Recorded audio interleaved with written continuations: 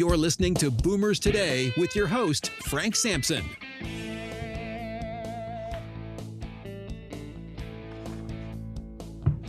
Well, welcome to Boomers Today. I'm your host, Frank Sampson. Of course, each week we bring you very important and useful information on issues facing baby boomers, their parents, and other loved ones. We have another great show for you this week, and I have to really thank all of you for all your support. Our listeners are growing each and every day. We kind of grow organically, and it's because you're sending our show or particular shows to friends and family, and that's how the list is growing. And I want to thank you. Many of you listen to our show on Apple Podcasts, Google Podcasts, Spreaker, Stitcher, iHeartRadio, and many of you go right to our website at boomerstodayradio.com. So I want to thank you for that. And I know why you're listening, because we have great guests, and I'm not going to disappoint you today. We have another great guest with us. We have with us, I should have asked you, Lauren. I don't want to botch your last name, but Lauren Snedeker, right? Snedeker? That's right. All right, You got it. All right. Who is a licensed clinical social worker, an assistant professor of teaching, and the coordinator for the MSW Certificate in Aging and Health program at Rutgers School of Social Work. Her areas of practice and scholarly interests focus on the aging experience, mental health during older adulthood, and caring experiences, educating students about the rich clinical opportunities that exist in gerontological social work, mentorship, and building community for MSW students are Lauren's passions. Along with esteemed colleagues, Lauren is leading efforts at Rutgers, New Brunswick that focus on anti-ageism and age inclusivity. Lauren, thank you so much for joining us on Boomers Today. I really appreciate it. Thank you. Thank you so much for having me. Excited to be here. Yeah, we're excited to have you. I think it's just such an important subject matter, and what you're doing, and what you're studying, and what you're teaching. And I was actually, when I got your information, I looked, and I usually see somebody, let's just call it maybe a little older. All right, in this field. So what I like to just start with is just asking you, which I think is fantastic that you're in the field. We need people like yourself educating our students and community as a whole. But how did you decide to get into this area of work? And I'll just say it, you're younger, okay, than most Yeah. people I deal with in the senior arena. So talk to us about that. Yeah. Thank you so much. Well, I guess it started when I worked my first job out of college. I actually worked at Memorial Sloan Kettering Cancer Center. Oh, wow. It was a wonderful opportunity for me coming right out of Rutgers undergrad. Majoring in public health, and I knew I wanted to help people, and I knew I wanted to work in healthcare, and that's all I knew at 22. Um, got my first job at Memorial Sloan Kettering and worked with some amazing oncologists there, one of which, Dr. William too, he focused on working with older women with women cancers. And that is where I sort of really fell in love in supporting people with this very intense experience at a time in their life where things were different, resources were different, relationships were different. And from there, I uh, applied to social work school, went into NYU, Silver School of Social Work, and got my first internship at a senior center right in Midtown Manhattan. And that is where I continued my passion and interest. And I learned from such amazing members of that senior center about what it's like to grow older and how many things that we think about aging and growing older are not as it seems, so to speak. And from there, I went into nursing home care, which was very different, but also where my passion and love for working with older adults in clinical social work practice continued to grow. Yeah. And I grew up in nursing homes, I'd like to say, professionally, and I just kept going and saw a need and was very excited about working with folks with such interesting, complex lives. Yeah, it's fantastic. I think it's wonderful. So we're using the term ageism, and we're going to talk a lot about that on our call today. But we're also, I don't want to make the assumption that our listeners know what we're talking about. It's an ism. I live it every day in the industry I'm in. It happens, and you're teaching it and studying it. Um, what is it? What does ageism mean exactly? Sure. Well, this term was coined, you know, many years ago by Dr. Robert Butler, and really its original form is focusing on prejudice against older adults. But I think that many researchers and colleagues and practitioners have really expanded upon this definition and have really included more understanding about ageism, such as benevolent versus hostile ageism. Hostile ageism is sort of, as we understand, just very up in your face, offensive. But benevolent ageism can also occur where it's well intentioned, but an action that is ageist, right? Like maybe being overly encouraging an older person to take a seat on the bus rather, than respect that they politely declined the offer. And so the other thing about ageism as well is recognizing how it's not just something that older adults experience. It's also something that any aged person can experience. And I know that from my students as well. And thinking about, how millennials and other generational cohorts are looked at and what kind of biases and stereotypes exist. Yeah. So, how do you feel ageism impacts the field that you're in or have been in with social work? How does it impact social work practice with older adults? Yeah, it's a great question. Respectfully, there have been so many scholars and researchers who have identified and written wonderful articles about ageism in social work practice, ageism in, social work schools, comparing that to maybe death anxiety and things like that. But I think that for me, I just think it's so important to ensure that students are recognizing that these biases might occur, talk about them, call people in for conversation, and also just change their mindset. Recognizing that older adults can participate in psychotherapy, for example, and older adults have really rich lived experiences that can be unpacked in therapy, and that older adults benefit from social workers in their lives in various ways. And I think that's really part of what I do at Rutgers, trying to educate social work students about the opportunities that exist, that it's not just all about death and dying, Right. it's about living. Yeah, good. That's great. So, it is a huge problem. I see it.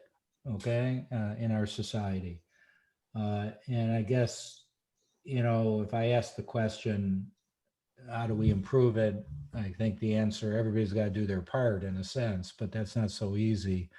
Any suggestions you have on how we can improve upon, how people look at older adults and how they may treat older adults or react to older adults? It's a problem. There's no doubt about it. What, you have Yeah. any suggestions?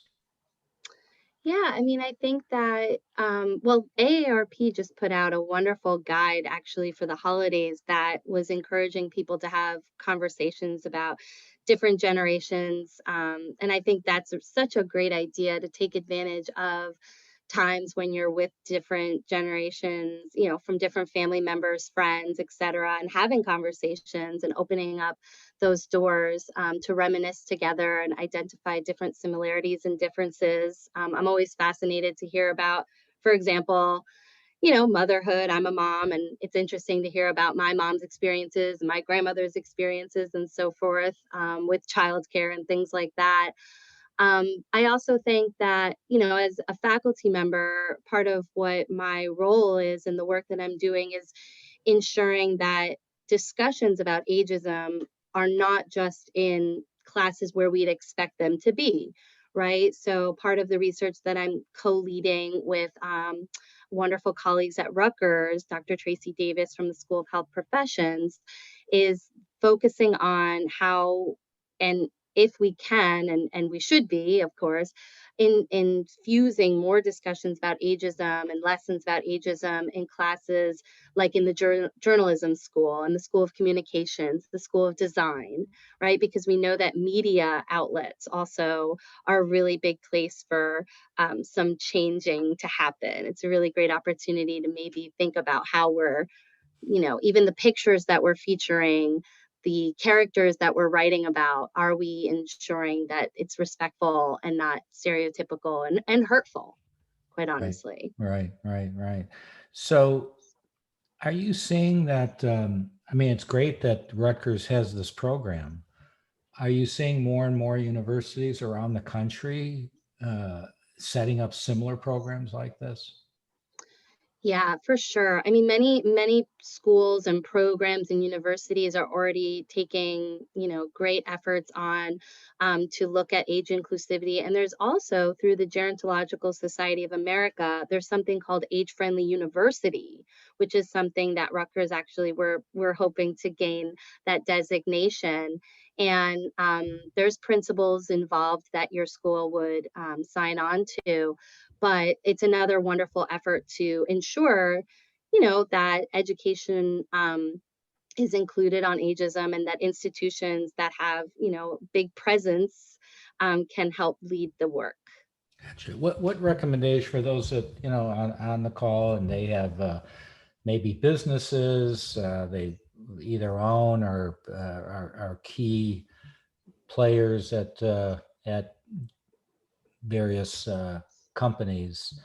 What would you say to their leaders on how they can do a part to help with this issue that we're faced with?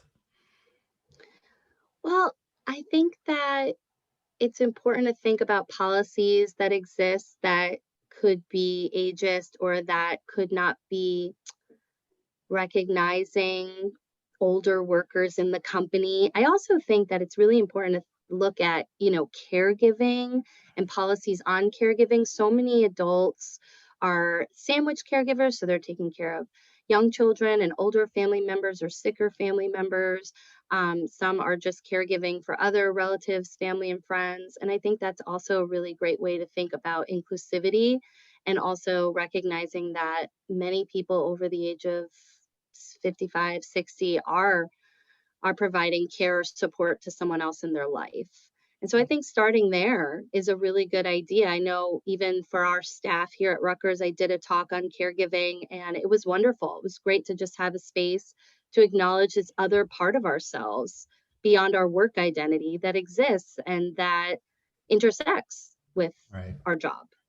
You mentioned a couple times so far the term aging inclusivity.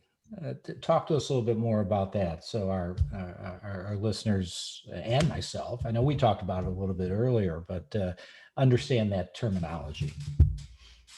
Well, I think that for me, as an educator and as a social worker, I like to ensure that the lessons that I prepare and the information that I share with students includes um, for example, clients of all ages, different experiences that can occur across the lifespan. I think that it's just very important to realize and recognize that life doesn't stop at 65. And for our younger students, they really need to know that. Certainly, as social workers, especially working in healthcare or in the community. I think also about something that I didn't mention, but I'll mention now. And we have wonderful faculty at Rutgers School of Social Work leading this in our state of New Jersey, but there's also age friendly efforts, which really translates to ensuring how spaces are preparing for all aged individuals to live. Right? We talk about aging in place, aging in the right place, and what does that really mean? And how are we responding to all the unique and diverse wishes that are coming up with cohorts to come. Right. So we're going to take a real quick break, I promise, just to recognize our sponsor. But when we come back, I'm going to give you 30 seconds to think about this answer. Okay. So one of the challenges, as you know, I've been in the senior care industry for a while. One of the challenges is if an older adult should be moving maybe into some assisted living. Maybe they're just not getting the care at home. There isn't anybody to take care of them. They're alone. And really, they would probably thrive in that type of an environment. Okay. I'm not talking nursing. I mean, nursing is a whole nother, as you know, you've worked there. That's a whole nother thing. But uh, however, there's pushback many times from that older adult going, I don't want to go there. It's all old people. Even though they might be that same age, they go, I'm surrounded by all old people. I don't want to go. Think about that. What we could do to help with that transition, or to those communities who are faced with that. Okay. Hmm. Hmm. So I want to ask you, so do you know anybody who may be concerned about an older driver? Well, Senior Care Authority's Beyond Driving with Dignity program is a facilitated self-assessment program for older drivers. This program has been designed to serve as a vital tool to facilitate older drivers and their families as they make appropriate decisions regarding the future of one's safe driving career. If the individual is a safe driver, an advisor will provide him or her with the strategies and how to remain a safe driver as they progress through the aging process. If driving retirement is the appropriate decision, then the individual and their family are offered possible alternatives, resources, and a specific plan to ensure a smooth and successful transition from the driver's seat to the passenger seat.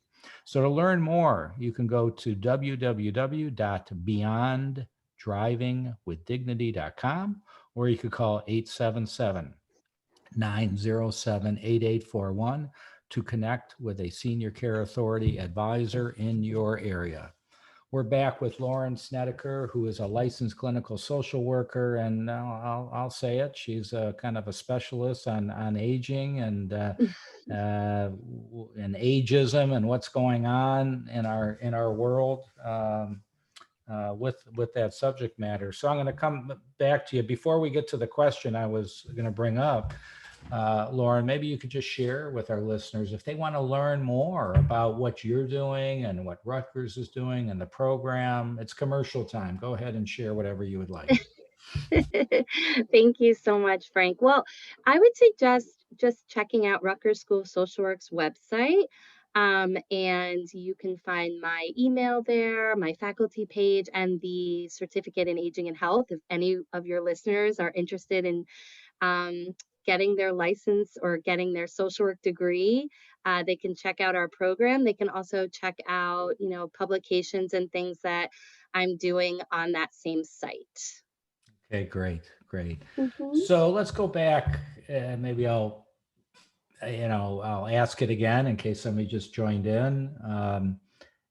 One of the challenges in I'll just call it the senior living industry, is if it's time for someone to maybe move from their home environment to a senior living community, though it might be the best thing for them and their family, that sometimes there's pushback. All right, because they think this is it. Okay, that's what's going through their head, right? And and they go there to take a look, and they go, a nice place, but I'm surrounded by all older people. I don't want to do that. I don't want to go. What would you say to that? What recommendations would you have to those, let's say those in the assisted living, or in that, and there's a lot of them around the country, and they're growing and growing and growing every single day.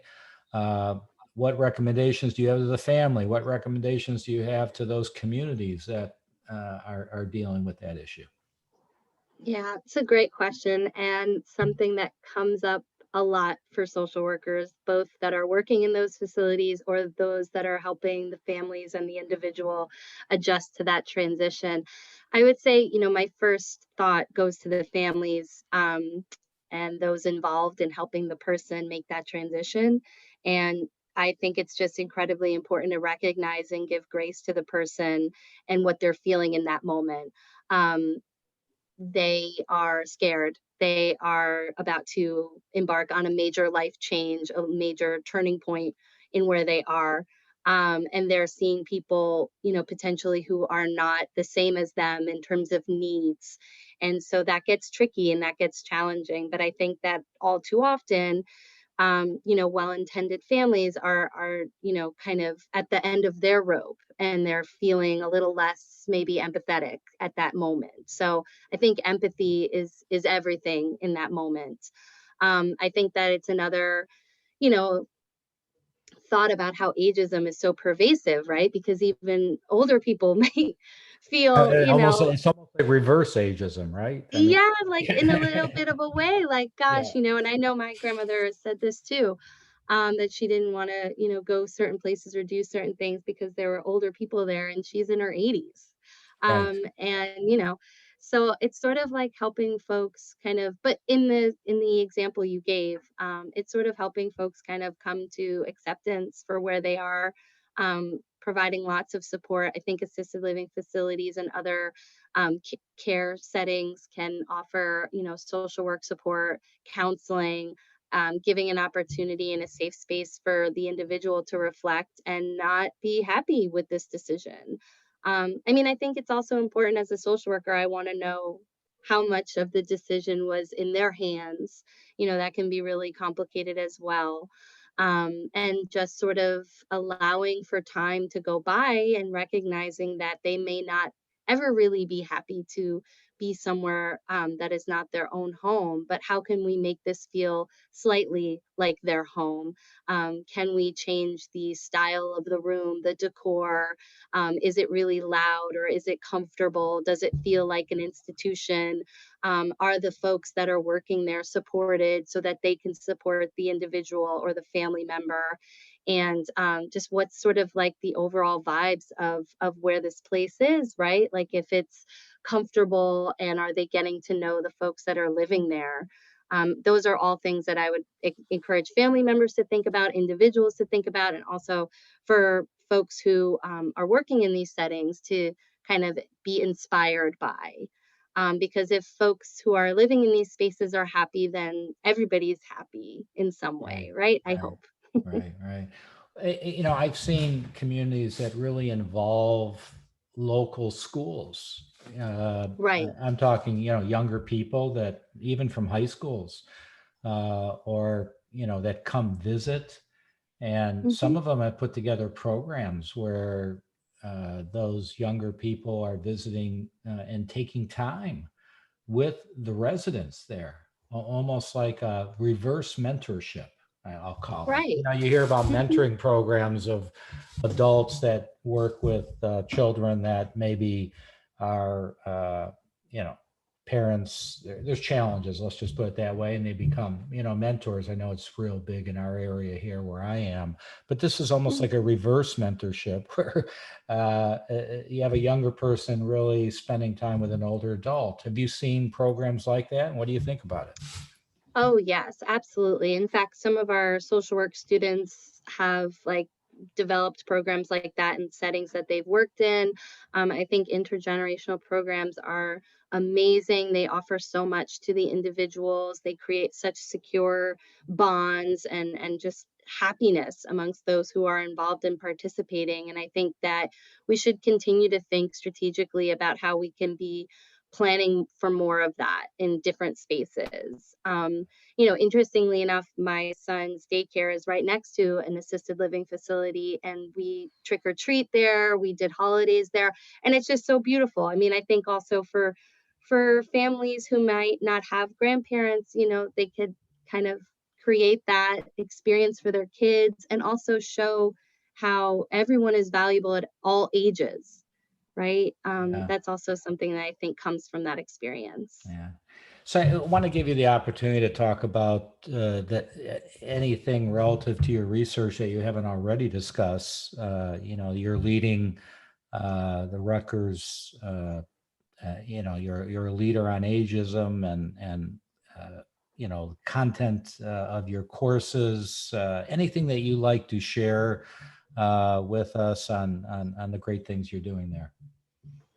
Sure. Yeah, so I'll just expand a little bit about the research that I'm leading along with colleague Dr. Tracy Davis. So basically, Tracy and I came together when I first started at Rutgers a few years ago as a faculty member, and we both realized that we were not in the same school. Of course, Rutgers is very big, so there's lots of different schools and programs. So we're both at Rutgers University, but I'm in the School of Social Work and she is in the School of Health Professions. We realized very quickly that we were teaching content on ageism in all of our classes, but from different perspectives and in different schools and programs to students that were going in different fields. And we decided that we just had to do something together to continue our relationship and our professional work. And so we decided to apply and we received a grant internal to Rutgers that is basically looking at a few different things. So first and foremost, we want to support our faculty who are already doing this, but also giving resources to those who want to infuse information on ageism in their coursework, whether it be communications, stats, sciences of all kinds, beyond mental health, beyond physical health, beyond pharmacy and things like that. So we have a survey out and we have really great responses and it's going really well. And we're also developing a toolkit so that any faculty member who wants to infuse some content on ageism, but maybe it's just not their expertise or they're not sure what resources to look for, they'll have access to that toolkit. We've also created a task force on aging at Rutgers, New Brunswick, which is including a bunch of different faculty from different schools and programs to continue talking and collaborating and thinking about how ageism is taught and how we can be anti-ageist as a school. And yeah, we're just doing more and more, and we hope to continue to do more on this topic and to help bring age inclusivity, not only to all of the schools under Rutgers, but beyond it Yeah. in the state and beyond. Sky's the limit. Well, thank you for, unfortunately, we're out of time. I could talk to you for many, much longer on this subject matter, but I really appreciate everything that you do. I think it's wonderful. I think it's great. And I wish you the best of luck, and hopefully we'll connect and come back and talk with us again on so many other subject matters facing aging. All right. So Sure. thank you so much for joining us, Lauren. I really appreciate it. Thank you. Thank you so much. Yeah, and I want to thank everybody out there for joining us on Boomers today, and have a wonderful New Year's, and talk You've to everybody been real listening to soon. Boomers Today with Frank Sampson. To learn more about today's show, visit boomerstodayradio.com and join us next time for another edition of Boomers Today.